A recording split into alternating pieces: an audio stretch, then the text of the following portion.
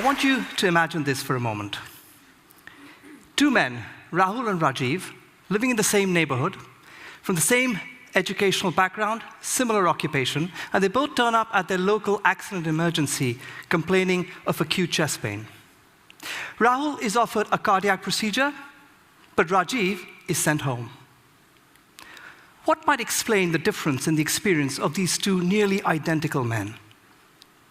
Rajiv suffers from a mental illness. The difference in the quality of medical care received by people with mental illness is one of the reasons why they live shorter lives than people without mental illness. Even in the best resourced countries in the world, this life expectancy gap is as much as 20 years. In the developing countries of the world, this gap is even larger. But of course, mental illnesses can kill in more direct ways as well. The most obvious example is suicide.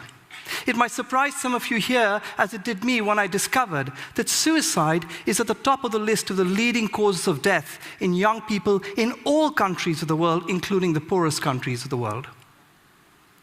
But beyond the impact of a health condition on life expectancy, we're also concerned about the quality of life lived. Now, in order for us to examine the overall impact of a health condition, both on life expectancy as well as on the quality of life lived, we need to use a metric called the DALY, which stands for a disability-adjusted life year. Now, when we do that, we discover some startling things about mental illness from a global perspective. We discover that, for example, mental illnesses are amongst the leading causes of disability around the world. Depression, for example, is the third leading cause of disability, alongside conditions such as diarrhea and pneumonia in children. When you put all the mental illnesses together, they account for roughly 15% of the total global burden of disease. Indeed, mental illnesses are also very damaging to people's lives. But beyond just the burden of disease, let us consider the absolute numbers.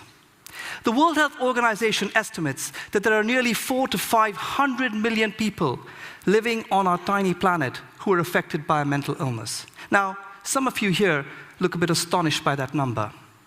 But consider for a moment the incredible diversity of mental illnesses, from autism and intellectual disability in childhood, through to depression, anxiety, substance misuse and psychosis in adulthood, all the way through to dementia and old age. And I'm pretty sure that each and every one of us present here today can think of at least one person who's affected by a mental illness in our most intimate social networks. I see some nodding heads there. But beyond the staggering numbers, what's truly important from a global health point of view, what's truly worrying from a global health point of view, is that the vast majority of these affected individuals do not receive the care that we know can transform their lives. And remember, we do have robust evidence that a range of interventions, medicines, psychological interventions, and social interventions can make a vast difference. And yet, even in the best resourced countries, for example, here in Europe, roughly 50% of affected people don't receive these interventions. In the sorts of countries I work in, that so-called treatment gap approaches an astonishing 90%. It isn't surprising then that if you should speak to anyone affected by a mental illness, the chances are that you will hear stories of hidden suffering, shame, and discrimination in nearly every sector of their lives. But perhaps most heartbreaking of all are the stories of the abuse of even the most basic human rights, such as the young woman shown in this image here, that are played out every day. Sadly, even in the very institutions that were built to care for people with mental illnesses, the mental hospitals. It's this injustice that has really driven my mission to try and do a little bit to transform the lives of people affected by mental illness. And a particularly critical action that I've focused on is to bridge the gulf between the knowledge we have that can transform lives, the knowledge of effective treatments, and how we actually use that knowledge in the everyday world. And an especially important challenge that I've had to face is the great shortage of mental health professionals, such as psychiatrists and psychologists, particularly in the developing world. Now, I trained in medicine in India, and after that, I chose psychiatry as my specialty, much to the dismay of my mother and all my family members who kind of thought neurosurgery would be a more respectable option for their brilliant son. In any case, I soldiered on with psychiatry and found myself training in Britain in some of the best hospitals in this country. I was very privileged. I worked in a team of incredibly talented, compassionate, but most importantly, highly trained, specialized mental health professionals. Soon after my training, I found myself working first in Zimbabwe and then in India, and I was confronted by an altogether new reality. This was a reality of a world in which there were almost no mental health professionals at all. In Zimbabwe, for example, there were just about a dozen psychiatrists, most of whom lived and worked in Harare city, leaving only a couple to address the mental health care needs of 9 million people living in the countryside. In India, I found the situation was not a lot better. To give you a perspective, if I had to translate the proportion of psychiatrists in the population that one might see in Britain to India, one might expect roughly 150,000 psychiatrists in India. In reality, take a guess. The actual number is about 3,000, about 2% of that number. It became quickly apparent to me that I couldn't follow the sorts of mental health care models that I had been trained in, one that relied heavily on specialized, expensive mental health professionals to provide mental health care in countries like India and Zimbabwe. I had to think out of the box about some other model of care. It was then that I came across these books. And in these books, I discovered the idea of task shifting in global health. The idea is actually quite simple. The idea is, when you're short of specialized healthcare professionals, use whoever is available in the community, train them to provide a range of healthcare interventions. And in these books, I read inspiring examples, for example, of how ordinary people had been trained to deliver babies, diagnose and treat early pneumonia to great effect. And it struck me that if you could train ordinary people to deliver such complex healthcare interventions, then perhaps they could also do the same with mental health care. Well, today, I'm very pleased to report to you that there have been many experiments in task shifting in mental health care across the developing world over the past decade. And I want to share with you the findings of 3 particular such experiments, all 3 of which focused on depression, the most common of all mental illnesses.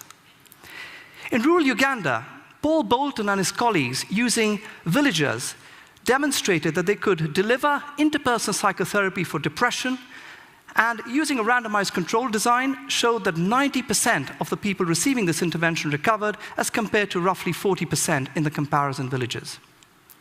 Similarly, using a randomized control trial in rural Pakistan, Atif Rahman and his colleagues showed that lady health visitors, who are community maternal health workers in Pakistan's healthcare system, could deliver cognitive behavior therapy for mothers who were depressed, again showing dramatic differences in the recovery rates. Roughly 75% of mothers recovered, as compared to about 45% in the comparison villages.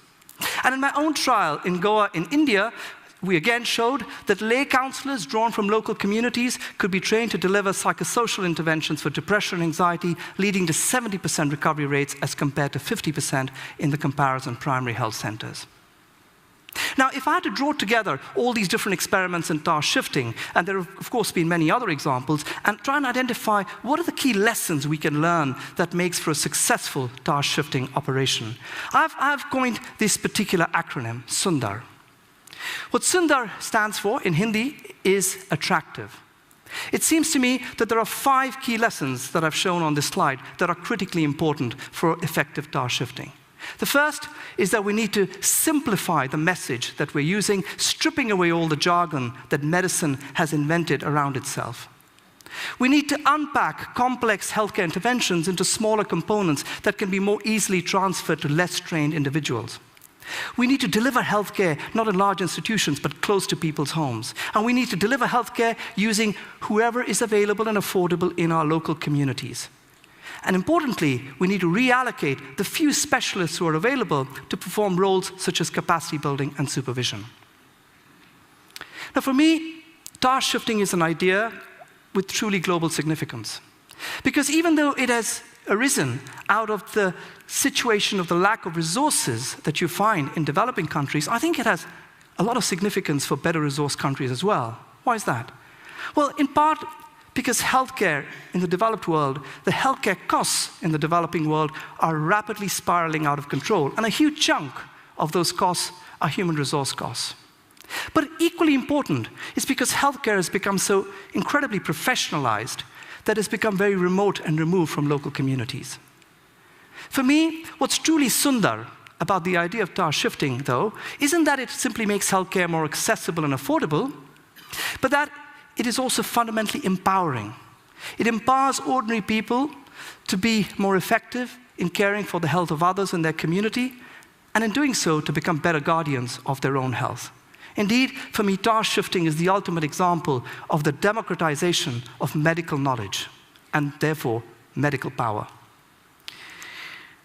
Just over 30 years ago, the nations of the world assembled in Alma-Ata and made this iconic declaration. Well, I think all of you can guess that 12 years on, we're still nowhere near that goal. Still, today, armed with that knowledge that ordinary people in the community can be trained and with sufficient supervision and support can deliver a range of healthcare interventions effectively, perhaps that promise is within reach now. Indeed, to implement the slogan of health for all, we will need to involve all in that particular journey. And in the case of mental health, in particular, we would need to involve people who are affected by mental illness and their caregivers. It is for this reason that some years ago, the Movement for Global Mental Health was founded as a sort of a virtual platform upon which professionals like myself and people affected by mental illness could stand together, shoulder to shoulder, and advocate for the rights of people with mental illness to receive the care that we know can transform their lives and to live a life with dignity. And in closing, when you have a moment of peace or quiet in these very busy few days, or perhaps afterwards, spare a thought for that person you thought about who has a mental illness, or persons that you thought about who have mental illness, and dare to care for them. Thank you.